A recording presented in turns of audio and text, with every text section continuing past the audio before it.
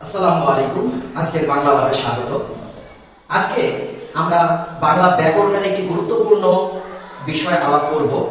এই বিষয় থেকে এসএসসি পরীক্ষা, এইচএসসি পরীক্ষা কিংবা চাকরির পরীক্ষা, সকল পরীক্ষায় একটি মার্ক অবশ্যই থাকবে। আমরা এই টপিকটি ভালোমতো বুঝলে অবশ্যই একটি নম্বর পেয়ে যাব। আমরা জানি বাংলা ভাষায় 7টি স্বরধ্বনি রয়েছে এবং 11টি স্বরবর্ণ রয়েছে। স্বরধ্বনি, স্বরবর্ণ দুটোর মধ্যে পার্থক্য আছে। ধ্বনি হলো কানে শোনা যায় আর বর্ণ হলো চোখে দেখা যায়। ধ্বনিকে আমরা লিখতে পারি না, বর্ণকে আমরা লিখে প্রকাশ করতে পারি। তো 7টি স্বরধ্বনি যে আছে, এই 7টি স্বরধ্বনিগুলো কি কি? রস্ব ই, এ, এ, আ, স্বরে অ, ও, উ। এই 7টি স্বরধ্বনির মধ্যে আমরা দেখতে পাচ্ছি কিছু পার্থক্য আছে। এই 7টি স্বরধ্বনি উচ্চারণের সময় আমাদের জিহ্বা কতটুকু উঁচুতে থাকে বা কতটুকু নিচে থাকে, আমাদের জিহ্বার অবস্থান সামনে থাকে নাকি পেছনে থাকে, আমাদের ঠোঁট কতটুকু খোলে কতটুকু বন্ধ হয়, এটার উপরে ভিত্তি করে এই স্বরধ্বনিগুলোকে কয়েক ভাগে ভাগ করা যায়। আমাদের পরীক্ষার মধ্যে প্রশ্ন থাকে রস্ব ই কোন স্বরধ্বনি? উচ্চ স্বরধ্বনি না নিম্ন স্বরধ্বনি না সংবৃত স্বরধ্বনি না বিবৃত স্বরধ্বনি না সম্মুখ স্বরধ্বনি না পশ্চাৎ স্বরধ্বনি? এরকম হরেক রকম প্রশ্ন করা যায়। আমরা এই সবটা যদি ভালো মতো বুঝে ফেলি তাহলে আমরা সব প্রশ্নের উত্তর দিতে পারবো। এখান থেকে কয়েক রকমের প্রশ্ন বানানো যায়। আমরা বিষয়টা বুঝে নিই।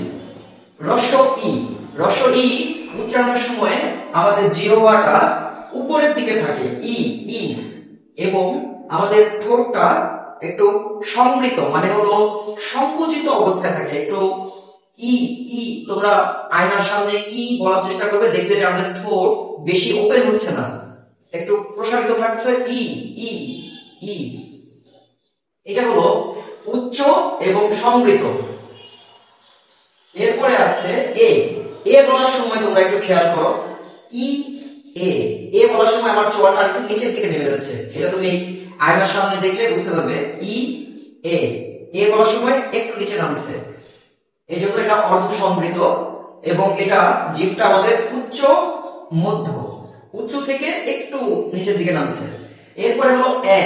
এ বলার সময় দেখবা আরো একটু ঠোঁটটা খুলে যাবে, এ এ এ, এবং জিভটাও একটু নিচের দিকে নেমে আসে, এ এ। আরেকটা প্রশ্ন হয় যে কোন ধ্বনির বর্ণ নেই? এ স্বরধ্বনির বর্ণ নেই। দেখো রস্ব ই, এটা একই সাথে একটা স্বরধ্বনি, আবার এটা বর্ণ হিসেবেও ব্যবহৃত হয়। এ, এটা স্বরধ্বনি আবার স্বরবর্ণও আছে। এটা স্বরে অ, স্বরে আ, ও, উ, এগুলো একই সাথে ধ্বনি এবং বর্ণ, কিন্তু এ এটা শুধু ধ্বনি, এর কোনো বর্ণ নেই। এটাও একটা গুরুত্বপূর্ণ এমসিকিউ হয়ে থাকে। এরপরের বর্ণ হচ্ছে আ। এই আ বলি যখন, তখন দেখো আমাদের জিভটা একদম নিচে আ, আর মুখটা একদম আর, আমাদের ঠোঁট দুটো আ করে খুলে যাচ্ছে, আ আ। তাহলে এই যে যখন খুলে যাচ্ছে সেটা হচ্ছে বিবৃত, এবং জিভটা আমাদের নিচের দিকে থাকছে, জিহ্বাটা নিচের দিকে থাকছে, সে কারণে এটা নিম্ন। এরপরে আছে স্বরে অ।